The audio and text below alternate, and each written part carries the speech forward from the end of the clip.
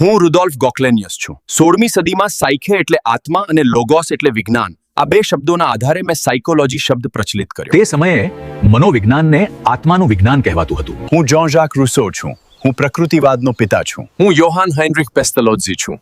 મને શૈક્ષણિક મનોવિજ્ઞાનનો પિતા કહેવામાં આવે છે. હું ફ્રિડરિક ફ્રોબલ છું. હું જર્મન શિક્ષણવિદ છું. હું બાળ શિક્ષણના પિતા અને કિન્ડરગાર્ટન એટલે બાળ ઉદ્યાન પદ્ધતિનો પ્રણેતા છું. હું વિલ્હેલ્મ વુન્થ છું. 1879માં જર્મનીના લાઇપ્ઝિગ શહેરમાં મેં મનોવિજ્ઞાનની પ્રથમ પ્રયોગશાળા સ્થાપી. એટલે મને આધુનિક મનોવિજ્ઞાનનો પિતા કહેવામાં આવે છે. મેં આત્મનિરીક્ષણ પદ્ધતિનો નિયંત્રિત અને વૈજ્ઞાનિક ઉપયોગ કર્યો. રચનાવાદને મારા શિષ્ય એડવર્ડ બી ટિચનરે વિકસાવ્યો. હું વિલિયમ જેમ્સ છું. મેં કાર્યવાદનો સિદ્ધાંત આપ્યો છે. હું જી સ્ટેનલી હોલ છું. 1878માં અમેરિકાની જોન્સ હોપકિન્સ યુનિવર્સિટીમાં મનોવિજ્ઞાનમાં વિશ્વની પ્રથમ પીએચડી પદવી મેળવી. હું આઇવન પાવલોવ છું. 1902માં કૂતરા પર શાસ્ત્રીય અભિસંધાન પ્રયોગ કર્યો અને 1904માં નોબેલ પુરસ્કાર મેળવ્યો. હું સિગમન્ડ ફ્રોઇડ છું. મેં મનોવિશ્લેષણ સિદ્ધાંત આપ્યો છે. 1900માં ધ ઇન્ટરપ્રિટેશન ઓફ ડ્રીમ્સ અર્થાત સ્વપ્નોનું અર્થઘટન નામનું પુસ્તક લખ્યું. હું જ્હોન ડ્યુઈ છું.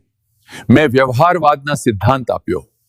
શિક્ષણમાં પ્રકલ્પ એટલે પ્રોજેક્ટ પદ્ધતિ લાગુ કરી. હું એડવર્ડ થોર્નડાઇક છું. 1898માં મેં બિલાડી પર પ્રયત્નભૂલ અધ્યયન કર્યું અને અસરનો નિયમ આપ્યો. હું અમેરિકન શિક્ષણવિદ વિલિયમ હર્ડ કિલપેટ્રિક છું.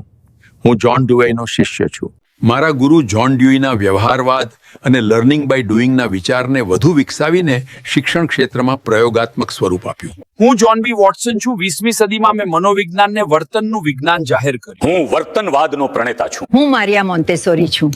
હું ઇટલીની શિક્ષણવિદ અને ડોક્ટર છું. મેં બાળક કેન્દ્રિત અને સ્વતંત્રતા આધારિત શિક્ષણ પર આધારિત છે તે જણાવ્યું છે. હું મેક્સ વેરથાઇમર છું. મેં ગેસ્ટાલ્ટ મનોવિજ્ઞાન રજૂ કર્યું. મેં સમગ્ર ભાગોથી વિશેષ છે સિદ્ધાંત આપ્યો. મેં સમષ્ટિવાદ એટલે હોલિઝમ વિચારધારા આપી. હું વોલ્ફગેંગ કોહલર છું. 1925માં મેં ચિમ્પાન્ઝી સુલતાન પર અંતર્દૃષ્ટિ અધ્યયન કર્યું. હું એરિક એરિક્સન છું. હું એક પ્રખ્યાત વિકાસલક્ષી મનોચિકિત્સક છું. મેં મનોસામાજિક વિકાસ સિદ્ધાંત રજૂ કર્યો.